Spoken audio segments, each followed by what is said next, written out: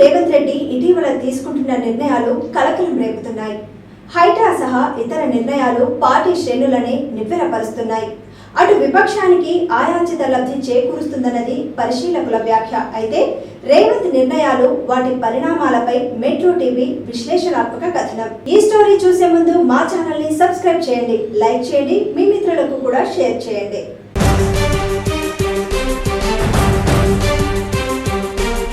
గడిచిన 9 నెలల కాలంలో సీఎం తీసుకున్న నిర్ణయాలు నిజంగా ఇటు ప్రభుత్వానికి అటు కాంగ్రెస్ పార్టీకి లాభమేనా లేక ఏమైనా నష్టం కలిగిస్తాయా అంటే సీఎం తీసుకునే ప్రతి నిర్ణయం ప్రభుత్వ బాధ్యతను పెంచుతూ ప్రజలకు మంచి చేసేదిగా ఉందన్నది నిర్వివాదాంశం. ఇటీవలి హైడ్రా నిర్ణయం నిజంగా రాష్ట్రంలోని జలవనరుల సంరక్షణకు మంచి చేసేదే అన్నది అందరి నమ్మకమే. ఏళ్లుగా చెరువులను, కుంటలను ఆక్రమించి కట్టడాలు కట్టుకున్న వారికి ఇప్పుడు ప్రభుత్వ నిర్ణయం మింగుడు పడటం లేదు. ప్రతి ఆక్రమణ నిర్మాణం వెనుక రాజకీయ హస్తం ఉన్నదన్నది బహిరంగ రహస్యమే. అందుకే ఇప్పుడు ఆందోళనలు. వాస్తవానికి హైదరాబాద్లో 2020లో వచ్చిన వరదల వల్ల నగర పరిస్థితి ఎలా మారిందో అందరికీ తెలిసిందే. అయితే గత ప్రభుత్వాలు రాజకీయ ఒత్తిళ్లతో ఆక్రమణలను తొలగించడంలో పెద్దగా దృష్టి సారించలేదు. ఇటీవల రేవంత్ సర్కార్ జంట జలాశయాలు, ఇతర జలవనరులలో ఉన్న ప్రాంతాల్లో హైడ్రాతో చర్యలు ప్రారంభించింది. ఇదే సమయంలో మూసీ సుందరీకరణకు కాంగ్రెస్ ప్రభుత్వం అధిక ప్రాధాన్యత ఇస్తోంది. ఇప్పటి వరకు గత ప్రభుత్వాలు ఆక్రమణల్ని తొలగించకుండానే అక్కడక్కడ పార్కులు, ఇతర నిర్మాణాలతో సుందరీకరణను అనిపించాయి. వాస్తవానికి మూసీ సుందరీకరణకు నది దాని పూర్వస్థితిలో ఉందట. ఈ దిశగా అధికారులు రీసర్వే చేసి ఆక్రమణదారులకు నోటీసులు ఇస్తున్నారు. ఎన్నేళ్లు అక్కడ ఉన్నవారు ఇప్పుడు తమ ఇళ్లను వదిలి వెళ్లేందుకు కొంత వ్యతిరేకతను చూపుతున్నారు. ఇక ప్రభుత్వం పేదలకు డబుల్ బెడ్రూమ్ ఇళ్లను కేటాయిస్తామని అప్పటికప్పుడు లబ్ధిదారులకు అప్పగిస్తోంది.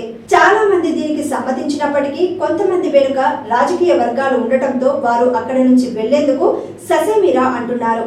ఇక వరదలు వచ్చినప్పుడు ఒక్కో ప్రాంతంలో వందలాది గృహాల్లోకి నీరు రావడంతో ఇంట్లో ఉండే గృహోపకరణాలు, ఇతర నిర్మాణాలకు తీవ్ర నష్టం వాటిల్లుతోంది. అయితే ఎవరో అక్రమ నిర్మాణం చేసి నదికి అడ్డుగా కడితే దాని ప్రభావం సక్రమమైన వారిపై పడుతుందన్నది స్థానికుల వాదన. అధికారులు ఆక్రమణను తొలగిస్తున్నప్పుడు సక్రమంగా కట్టుకున్న వారు దాన్ని హర్షిస్తున్నారు. అయితే ప్రభుత్వం, కాంగ్రెస్ పార్టీ బాధితులకు సరైన విధంగా సర్ది చెప్పే విషయంలో విఫలమైందని చెప్పవచ్చు.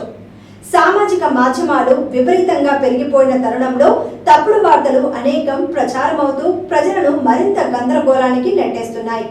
బాధితులకు అండగా విపక్షాలు ఆందోళనకు దిగడం కూడా కొంత వ్యతిరేకతను కలిగిస్తోంది.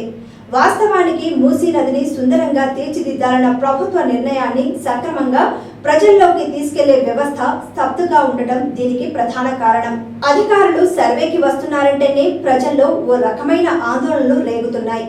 కూల్చివేతలపై పార్టీ పరంగా సరైన విధానాలు లేవు. దీంతో కొంత వ్యతిరేకత ఉన్నప్పటికీ భవిష్యత్ తరాల శ్రేయస్సును ఆలోచిస్తున్న తరుణంలో వాటికి పెద్దగా పట్టించుకోవాల్సిన అవసరం లేదు. కొన్ని మాధ్యమాలు మరీ విపరీత ధోరణితో పనిచేస్తున్నాయన్నది అందరికీ తెలిసిందే. ప్రభుత్వం చేపట్టే కార్యక్రమానికి సరైన ప్రచారం లేకపోవడం సీఎంకు పెద్ద మైనస్ గా చెప్పవచ్చు. గతంలో రూపాయి పనికి 100 రూపాయల పబ్లిసిటీ ఉండేదన్నది అందరికీ తెలిసిందేనని పలువురి వ్యాఖ్య. కఠిన నిర్ణయాలతో భవిష్యత్ తెలంగాణకు బంగారు బాటలు వేస్తున్నామన్నది పాలకుల మాట. మంచిదే కానీ ప్రజల్లోకి తప్పుడు సంకేతాలు వెళ్లకుండా చూసుకోవాల్సిన బాధ్యత కూడా ఈ పాలకులదే. తర్వాత ప్రభుత్వం చేసే మంచి పనులకు ప్రజల సంపూర్ణ సహకారం ఎప్పటికీ ఉంటుంది. మంచి చేయకపోతే ఏం జరుగుతుందో ఇటీవలి ఫలితాల్లో తెలిసిందే.